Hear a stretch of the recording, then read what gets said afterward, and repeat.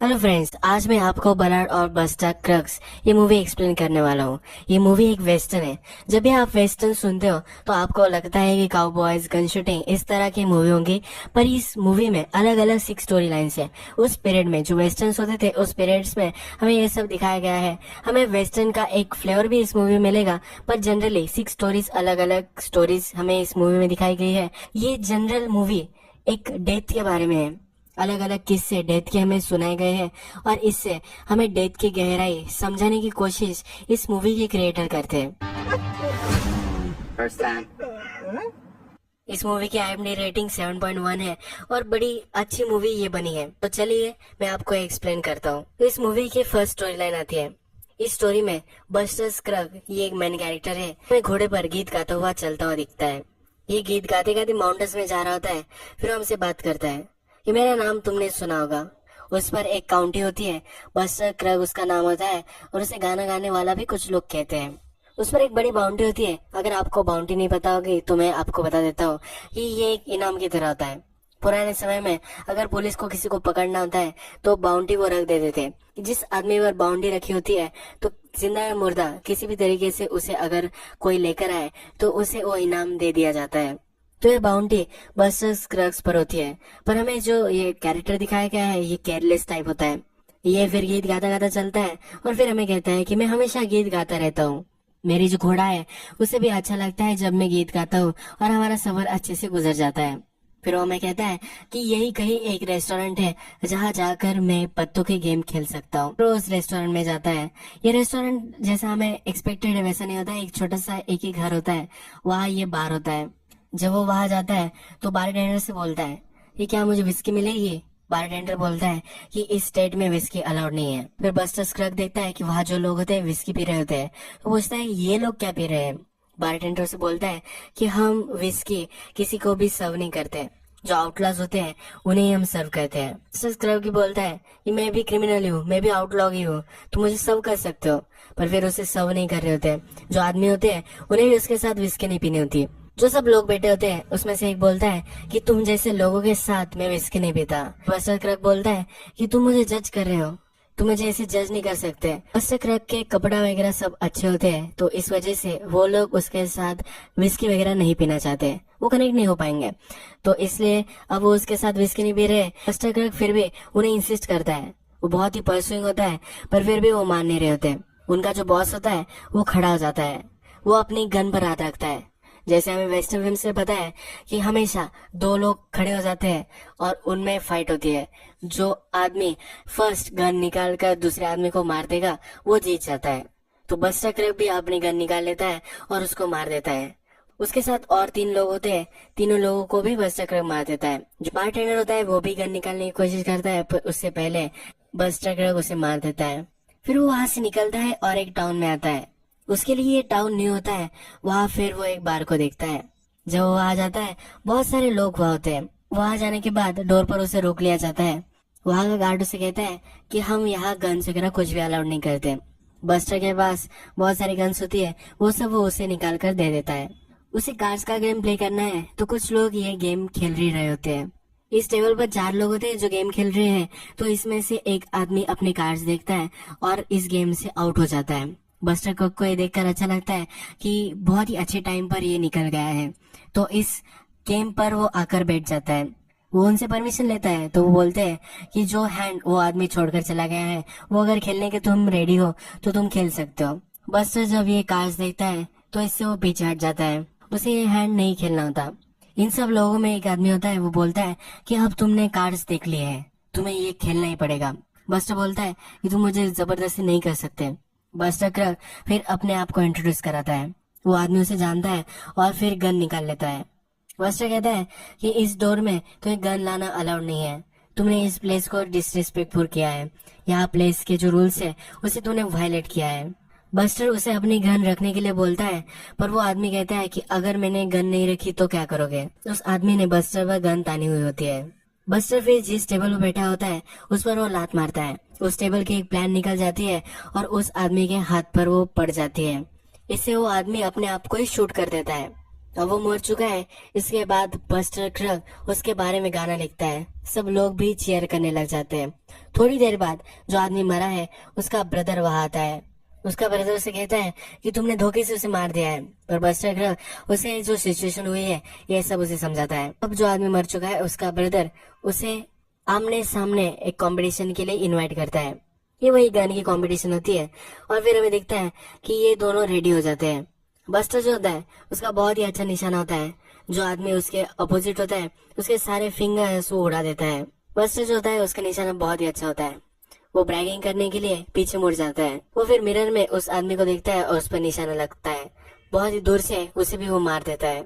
जब वो उसे मार देता है तब घोड़े पर और एक आदमी आता है। ये जो आदमी होता है बाउंटी हंटर होता है, यानी कि बस्टर को ही मारने के लिए वो यहाँ आया हुआ होता है। फिर ये दोनों फिर से कंपटीशन के लिए रेडी हो जाते हैं। बस्टर फिर हमें कहता है कि हमेशा मुझे ऐसे लोग मिलते रहते हैं जो यंग होते हैं और अपने आप को प्रूव करना चाहते हैं।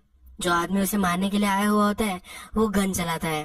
बस्टर अपनी जब हेड देखता है तो हेड के आर पार गोली चली गई होती है। वो फिर हमसे कहता है कि मुझे पता चल जाना चाहिए था कि ये मुझे धोखा देकर मुझे मार डालेगा।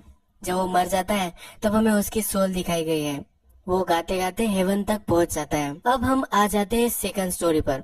सेकंड स्टोरी में एक यंग मैन हमें बैंक की तरफ देखता हुआ दिखता है। वो बैंक में जाता है और उसको वो लूटना चाहता है। वहां जाकर वहां का जो बैंकर होता है उससे वो बात करता है। वो बोलता है ये बहुत ही अच्छी बैंक है। वो बैंकर कहता है कि ये पूरी 3 काउंटी में एक बड़ी सी बैंक है। जब मैंने पहले शॉट में देखा था तो इतनी बड़ी भी ये बैंक नहीं होती है। वो एक ही आदमी वहां होता है जो इस बैंक को प्रोटेक्ट कर रहा होता है। फिर ये यंग मैन उससे पूछता है कि कभी तुम रॉब हुए हो? फिर वो कहता है कि 1-2 बार लोगों ने कोशिश की थी पर वो इतना सक्सेसफुल कभी भी हो नहीं पाए। फिर ये यंग मैन एक अपनी गन निकालता है और उसे पूरे पैसे देने के लिए बोलता है। ये बैंकर फिर नीचे झुकता है। नीचे वो शॉटगन से उसे शूट करने की कोशिश करता है। यंग मैन बच जाता है। फिर काउंटर के दूसरे साइड में यंग मैन आ जाता है। तब वो देखता है तो वहाँ 3 शॉटगन होती है। वो मर सकता था पर वो ओल्ड मैन वहाँ से भाग चुका होता है। फिर ये यंग मैन भागने लगता है। पैसे लेकर वो अपने घोड़े तक जाता है। तभी जो बैंकर था वो उसे शूट करने लग जाता है। ये जो बैंकर होता है बहुत ही शातिर होता है। इसने अपने आसपास जो पॉट्स होते हैं उससे शील्ड बनाई होती है। वो इस यंग आदमी के पास भागता है और अपनी गन से इसे बेहोश कर देता है। नेक्स्ट सीन में हमें दिखता है कि ये जो यंग मैन है वो डायरेक्टली पुलिस के पास है।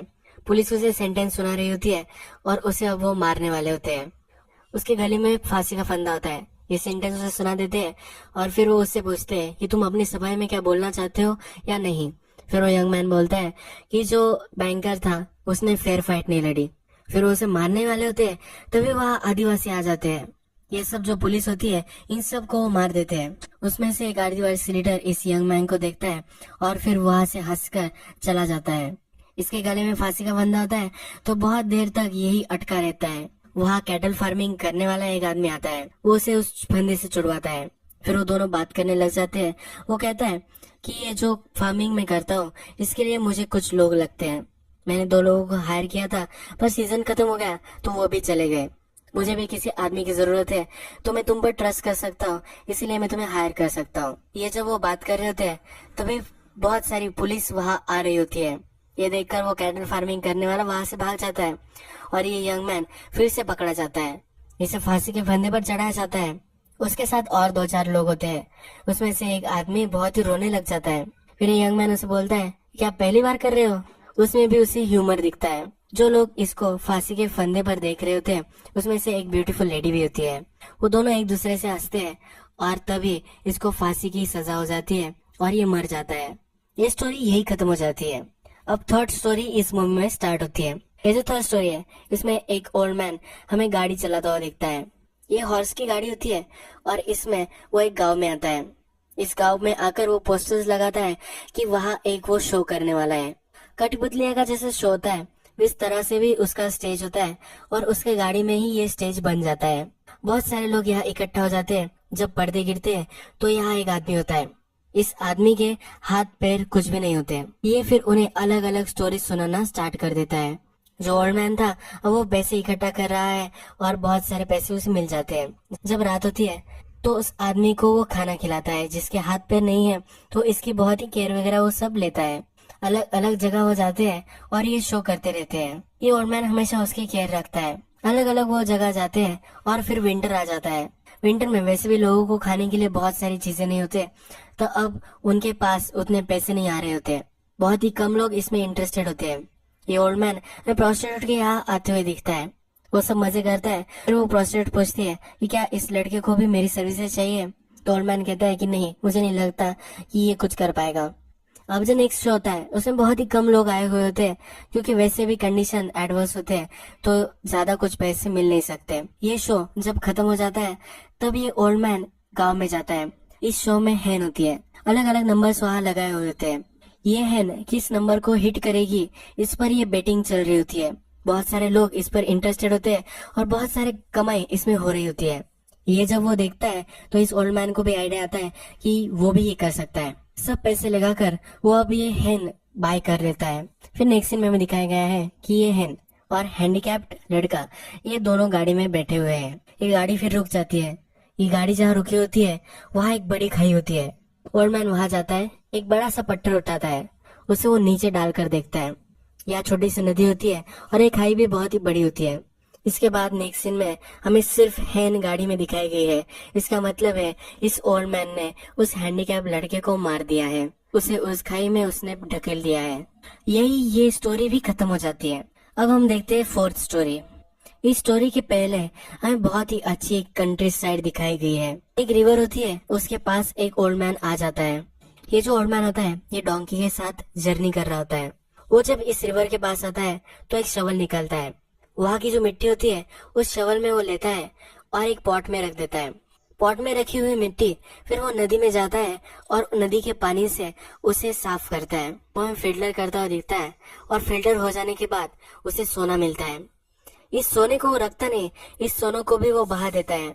अब वो अलग अलग जगह इस शवल से मिट्टी निकालता है और ये प्रोसेस हमेशा दोहराता रहता है। वो काउंट करता है कि कितने सोने के पार्टिकल्स उसे मिले हैं। वो उसे अभी भी अपने जेब में नहीं रख रहा होता है। अलग अलग जगह वो खोदता है और हर जगह मार्क कर कर रखता है। जब रात होती है तो वो आराम करने लग जाता है। नेक्स्ट दिन फिर से जो उसने किया था वही करने लग जाता है। जब उसे भूख लगती है तो एक झाड़ पर वो चढ़ जाता है। वहाँ पंछी ने जो अंडे दिए होते हैं उस अंडे से वो ऑमलेट बना लेता है। रिवर से उसने फिश भी लाया हुआ होता है। अच्छे से वो लंच करता है और फिर से काम में लग जाता है। जब शाम होती है तो वो अपने आप से बात करने लग जाता है। वो कहता है कि मिस्टर पॉकेट, तुम मुझसे बच नहीं सकते। ये मिस्टर पॉकेट जो होता है ये आदमी नहीं है। हमें लगता है कि एक पागल आदमी है, पर नेक्स्ट दिन फिर से वो खोदने लग जाता है। तब उसे एक बड़ा सा टुकड़ा सोने का मिलता है और भी वो खोदता है तो उसे बड़ा सा रॉक मिलता है और बहुत सारा सोना उसे वहाँ मिल रहा होता है। उसे लगता है कि यहाँ कोई तो है। उसे कुछ मूवमेंट सुनाई देती है और फिर वो जब पीछे देखता है तो वहाँ एक काउबॉय होता है। उसे वो शूट कर देता है। वही पड़ा हुआ होता है तो वो काउबॉय उसे देखने के लिए नीचे जाता है। ये जो ओल्ड मैन है ये अभी भी नहीं मरा है, तो इसलिए अब इस दोनों में फाइट हो जाती है। ये जो काउबॉय होता है इसको ये ओल्ड आदमी मार देता है। जब वो इस गड्ढे से ऊपर आता है तब देखता है तो जो बुलेट थी उसके आर पार निकल चुकी है। वो अपने आप का ख्याल रखता है, जरा आराम करता है और बहुत ही अच्छा अब हो जाता है। फिर हमें दिखता है कि उस गड्ढे से बहुत सारा सोना वो निकालता है और 2 बड़े बड़े बैग सोना वो वहां से निकाल लेता है। जिस आदमी को उसने मारा था उस आदमी को एक गड्ढे में गाड़ देता है। फिर वो बोलता है ये फिर से तुम्हें लेने के लिए आऊंगा, यानी कि और भी सोना वहाँ है, वो सोना वो लेने के लिए फिर से आएगा। इसके बाद हमें दिखता है कि वो जहाँ से आया था वहाँ लौट जाता है। यही ये स्टोरी भी खत्म हो जाती है। अब हम चलते हैं 5th स्टोरी के पास। स्टोरी स्टार्ट होती है और हम बहुत सारे लोग एक डिनर टेबल पर दिखते हैं। ये एक मॉडल की तरह जगह होती है जहाँ सब लोग रह सकते हैं। ये सब स्ट्रेंजर होते हैं। फिर हमें इंट्रोड्यूस होती है इस स्टोरी की मेन कैरेक्टर, इसका नाम एलिस होता है। एलिस से एक आदमी बात करता है कि तुम्हारे नेक्स्ट प्लान क्या है। फिर वो उससे कहती है कि मैं और मेरा ब्रदर ओरेगन जाने वाले हैं। वहाँ उसका ब्रदर जो होता है उसका एक फ्रेंड होता है, उसके साथ वो बिजनेस स्टार्ट करने वाला होता है। यहाँ हमें पता चलता है इसके ब्रदर का जो फ्रेंड है उसकी और एलिस की, इन दोनों की शादी होने वाली है। ये अनसर्टेन होता है, यानी कि अब तक इसका ब्रदर का जो फ्रेंड है वो एलिस से नहीं मिला है।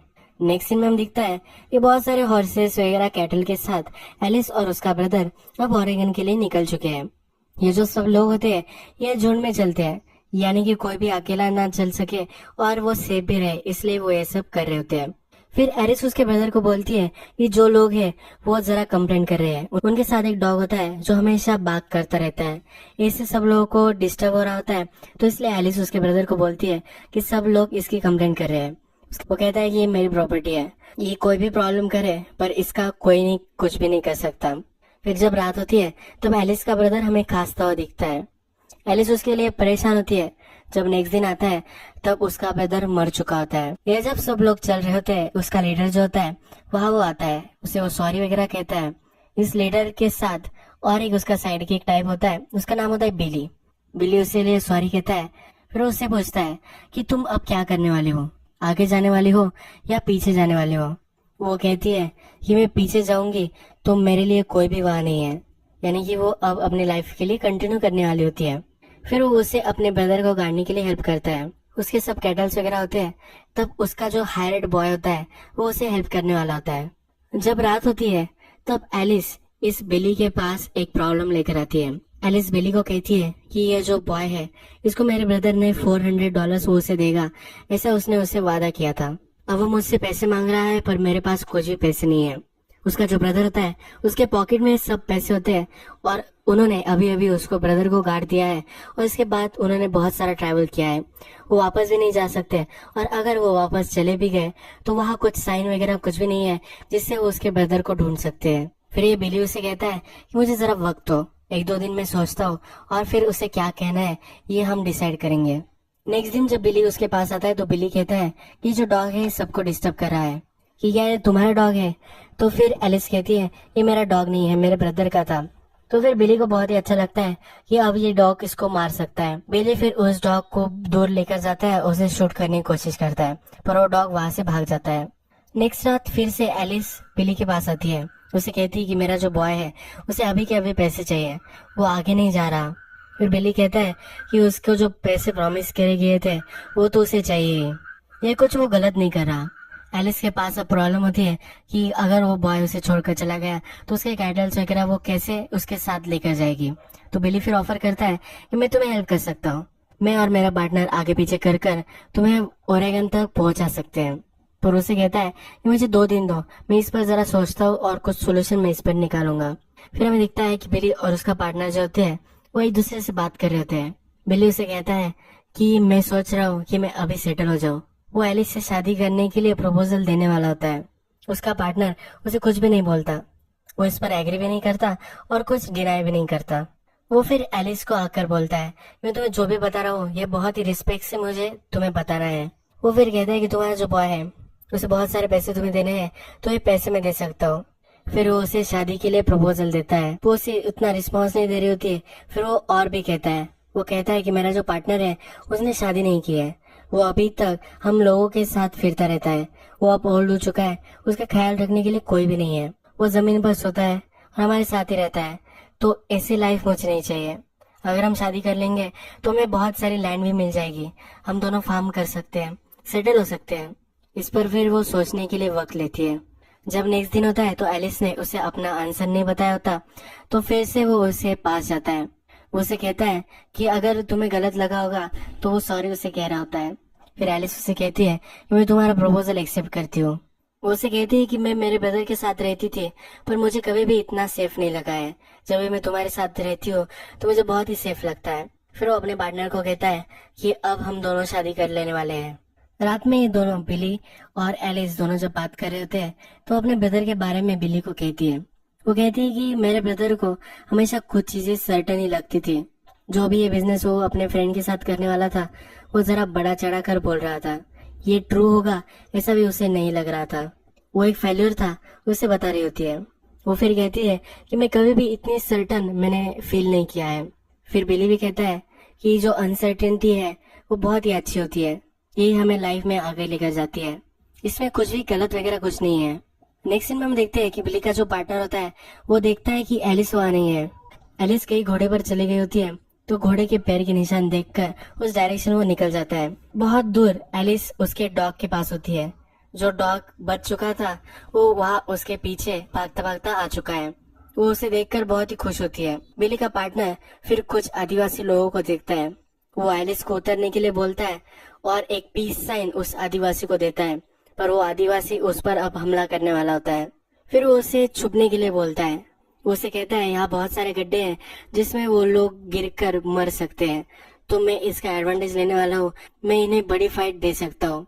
फिर वो उसे गन देता है कि अगर मुझे कुछ हो गया तो तुम्हें अपने आप को मार डालना है। वो इसके लिए रेडी नहीं होती। फिर वो उसे कहता है कि अगर उन लोगों ने तुम्हें पकड़ लिया तो तुम्हारे साथ वो बहुत ही बुरी बुरी चीजें करेंगे, इससे अच्छा तुम खुद से सुसाइड कर लो। फिर बिली का पार्टनर बहुत सारे लोगों से लड़ता है, बहुत सारे लोगों को मार भी देता है। वो आदिवासी जब वापस जा रहे होते हैं, वो आदिवासी वापस जाने लग जाते हैं। इसमें से एक जिंदा होता है और वो बिली के पास आता है। बिली के पार्टनर को उसने मार दिया ऐसा एलिस को लगता है। एलिस फिर अपने आप को ही गोली मार देती है। बिली का पार्टनर जो होता है जिंदा होता है, उस आदिवासी को मार देता है। वो एलिस को देखता है और उसे बहुत ही बुरा लगता है। ये स्टोरी भी खत्म हो जाती है। अब लास्ट स्टोरी 6 स्टोरी पर हम चलते हैं। इस स्टोरी में हॉर्स की जो बग्गी होती है उसमें 5 लोग सफर कर रहे होते हैं। इसमें से 2 आदमी होते हैं, वो पार्टनर्स होते हैं, वो दोनों बाउंटी हंटर्स होते हैं। पर ये जो बाकी 3 लोग हैं इन्हें पता नहीं है। एक औरत होती है, एक फ्रेंचमैन होता है और एक जंगली आदमी उनके साथ होता है। ये जब गाड़ी चल रही होती है तो उसमें वो गाना गाने लग जाते हैं। इस गाने से वो जो जंगली आदमी होता है वो सोया होता है पर वो उठ जाता है। वो जब उठता है तो अपनी स्टोरी सुनाने लग जाता है, कैसे वो जंगलों में रहता था, उसकी जो वाइफ थी उसकी और उसकी भाषा दोनों अलग अलग थी, फिर वो एक साथ रहते थे। उनकी सेक्स लाइफ भी वो डिस्कस करता है पर बोलता है यहाँ एक लेडी है, इसके सामने मैं डिस्कस नहीं कर सकता। उसमें से फिर एक आदमी पूछता है क्या तुम उससे प्यार करते थे? फिर वो कहता है कि उसकी लैंग्वेज और मेरी लैंग्वेज अलग थी तो मुझे पता ही नहीं कि वो क्या करती थी, पर जब मैं उसके फेशियल एक्सप्रेशन देखता था तो मुझे पता चल जाता था। जो सब लोग होते हैं कहीं भी वो रह रहे हो, कोई भी उनकी भाषा हो, फिर वो सेम ही होते हैं। उसमें वो लेडी होती है तो वो बोलती है कि लोग सेम नहीं होते, लोग अलग अलग होते हैं। वो बहुत ही अपटाइट होती है। वो बोलती है कि मेरा जो हस्बैंड है वो एक यूनिवर्सिटी में पढ़ा था, वो भी लिटरेचर पर ही काम करता है, तो बताता है कि लोग सेम नहीं होते, बहुत सारे लोगों में टाइप्स होते हैं। वो अपने हस्बैंड से मिलने जा रही है ये उन्हें बताती है। जो फिर फ्रेंचमैन होता है तो फिर वो उससे कहता है कि क्या तुम दोनों एक दूसरे से प्यार करते हो? वो कहती है कि ऑफ कोर्स हम दोनों से एक दूसरे से प्यार करते हैं। उन दोनों का डिवोर्स हो चुका होता है और 2-3 साल बाद वो उससे मिलने जा रही होती है। फ्रेंचमैन उसे कहता है कि वो तुमसे प्यार नहीं करता होगा, हर आदमी की प्यार की जो डेफिनेशन होती है वो अलग अलग होती है। वो ये सुनने के लिए रेडी नहीं होती है। तो फ्रेंचमैन कहता है कि तुमने बताया कि तुम्हारा हस्बैंड एक प्रोफेसर था, तो वो एक बड़ा आदमी था, तो उसकी प्यार की डेफिनेशन अलग है। तुम उससे प्यार करती थी तो इसी कंपैशन को वो एक वापस करने के लिए तुमसे थोड़ा सा प्यार ज्यादा देता होगा। अब तुम 3 साल बाद उसके मिलने जा रही हो तो ये सेम नहीं होगा। वो फिर उसे पूछता है कि 3 साल तक तुम कहाँ रही? फिर वो कहती है कि मेरी डॉटर और सन इन लॉ के साथ में रही थी। वो कहता है कि तुम उस पर बोझ बन चुकी थी। वो कहती है कि मेरे बेटे ने मुझे कभी ऐसा नहीं कहा। वो फ्रेंचमैन कहता है ऐसा नहीं कहते, पर ऐसा ही होता है। ये सब बातें बहुत ही रियल उसके लिए हो जाती है और उस लेडी को हार्ट अटैक की तरह सांस लेने में जरा तकलीफ आने लग जाती है। ये देखकर वो सब लोग कहते हैं कि हमें घोड़ा रोक देना चाहिए, पर जो हमें बाउंटी हंटर दिखाए गए वो बोलते हैं कि जो हमारा घोड़ा चलाने वाला है वो कहीं भी रुकने नहीं वाला। इस औरत को फिर जरा सांस आने लग जाती है, थोड़ी देर बाद नॉर्मल में आ जाती है। तो फ्रेंचमैन उससे पूछता है कि ये घोड़े वाला क्यों नहीं रुक रहा? फिर वो बाउंटी हंटर उनका प्रोफेशन सुनाते हैं। ये जो घोड़े वाला होता है उसको भी उन्होंने कैदी बनाया होता है, उसको टर्न ही नहीं करते और पूरे लाइफ तक उनका वो साथी बन जाता है। ये जो बाउंटी हंटर होता है ये बोलता है कि हम जो डिस्कशन कर रहे थे तो इसमें मुझे लगता है कि सिर्फ 2 टाइप के लोग होते हैं, जिंदा या मुर्दा। ये बाउंटी हंटर ही है तो इसी के बारे में बोल रहा होता है। बाउंटी हंटर उसे कहता है कि जब भी मैं उन लोगों को मारता हूँ तो मेरा पार्टनर उन्हें स्टोरी सुनाता है, वो अपने आप को इस स्टोरी से डिस्ट्रैक्ट कर लेते हैं और फिर मैं उन्हें मार देता हूँ। फिर वो कहता है कि जब भी मैं लोगों को मारता हूँ तो उनके लास्ट पलों में वो एक सेंस बनाने की कोशिश करते हैं, उनकी लाइफ क्या थी और उन लोगों ने उनकी लाइफ में क्या एक हासिल किया है ये वो ढूंढ रहे होते हैं। एक डिवाइन पावर को वो ढूंढते रह जाते हैं। फिर वो औरत उससे पूछती है कि क्या उन्हें वो मिलता है?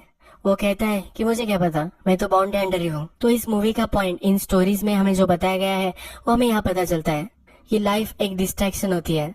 हम हमेशा खुद अपने आप को डिस्ट्रैक्ट करते रहते हैं और हमारा जो आखिरी पल होता है उसमें भी हम कुछ ना कुछ तो एक सेंस बनाने की कोशिश करते हैं। फिर वो एक मॉडल तक आ जाते हैं जब वो उतरते हैं तो इन बाउंड्री हंटर ने एक डेड बॉडी ऊपर लाई हुई होती है, वो नीचे गिराते हैं। ये सब ये देखकर बहुत ही डर जाते हैं।